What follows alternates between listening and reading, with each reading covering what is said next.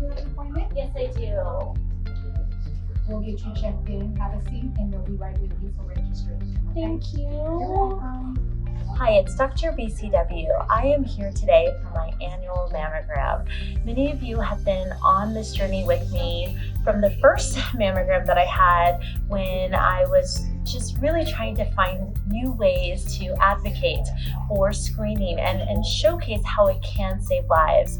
And I ended up finding out that I had abnormal results, and those results were calcifications. And so I took you along with me to kind of share what does that mean and the process when you have to get a secondary screening. And so this year I'm back again, just hoping that I can again highlight how screening can save lives, but also highlight that, you know, I had some reservation when I made my appointment, just thinking about what happened after the first mammogram I had and receiving those abnormal results. And I share that with you because I'm sure many people have those same types of feelings of, especially when you've had an abnormal result, there's a fear when you're coming back to get the same exam.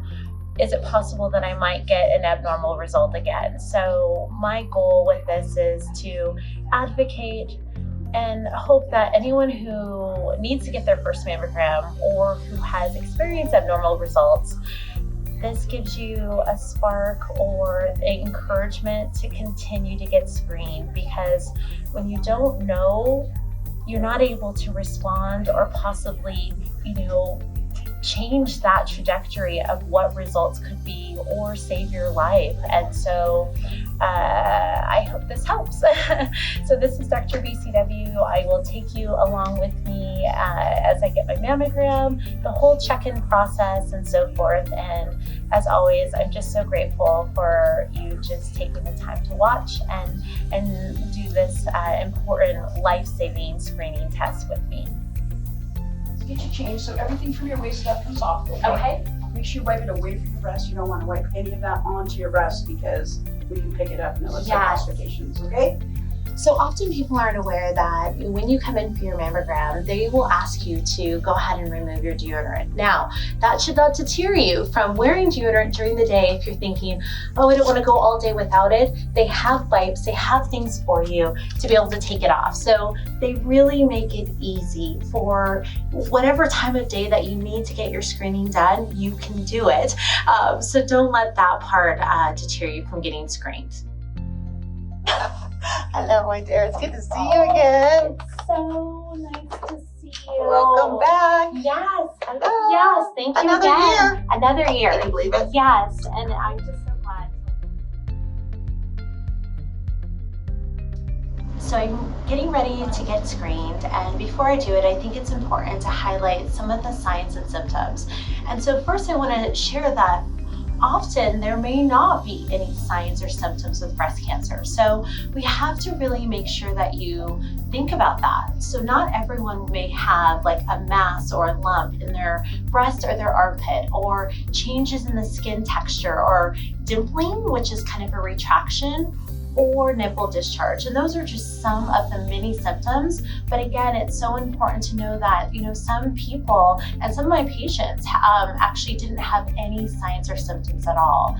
The other important piece is often we think of family history, which is still vital to always think about when it comes to breast cancer. However, 80 to 85% of breast cancers are not associated with family history. Another piece is it's important to share with your technologist if you've had any change in your weight, because these factors are really important. Another question I often get asked is, when should I get screened? It's something that should be discussed with your clinician, because different risk factors play a role, as well as we now know that people are getting diagnosed earlier with breast cancer. And also, Black women have the highest mortality rate of dying from breast cancer. And when we look at the statistics, although Black women have a lower incidence, number of cases of breast cancer, we are dying at the highest rate.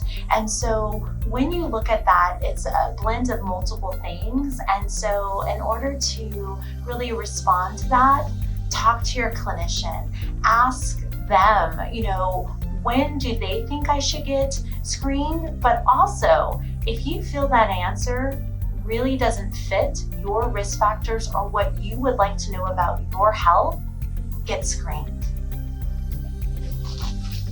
Do you have any questions? I don't, and the nice part is the fact that coming back each year, when you do that, there's something to be said about kind of knowing the routine, but even though I do, you still asked. And so I think those things are important. Find a center, find, people who are working at an imaging center that lean into making sure you feel comfortable, making sure that, all questions are answered before you get screened. That's important.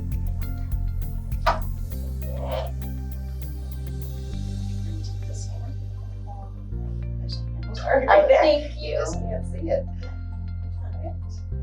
How's the pressure? It's good. A lot of people are concerned about the tightness and the squeeze.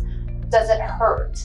And so, although it is uncomfortable, I keep just telling myself it's worth it because it allows me to know, what's happening inside, to make sure if there is something abnormal, I can respond to it. And so, it may sound silly, but I think of myself and giving myself the gift of knowing in life, but also my girls, my family. So this tight squeeze is worth every bit of being able to just know my own health and invest in my health. All right, so I'd love for you to share, how soon should I expect my results? So your results will be read probably within 24 to 48 hours. And you also get a formal written letter in the mail. These also do go onto the MyChart app as well, though. So as soon as they are signed by the radiologist, you can view it in the chart. Wherever you decide to go, it's important to have the feeling of being welcomed and having your questions answered, as well as just the overall interaction of feeling comfortable. And that's something that you have done for me every year. And so I highlight this because, it's important to go to a place that you feel comfortable, a place that will take your health seriously. And that's what I have here, and I have it within you, and I'm just grateful. So definitely go out and get screened and share this information with anyone because it can save their life. So I just finished my screening, and I have a couple of tips that I'd love for you to hang on to, whether it's for yourself, a loved one, or just sharing really important information when it comes to breast cancer. So it's important to remember that 1 out of every 100 cases of breast cancer in the US can happen in a man. The other piece to remember is when we talk about Breast Cancer Awareness Month, whether it's a woman or a birthing individual or a man, breast cancer can affect all races, all ethnicities, all genders. And so it's something that we need to continue to highlight beyond the month of October and really advocate for screening because it can save lives.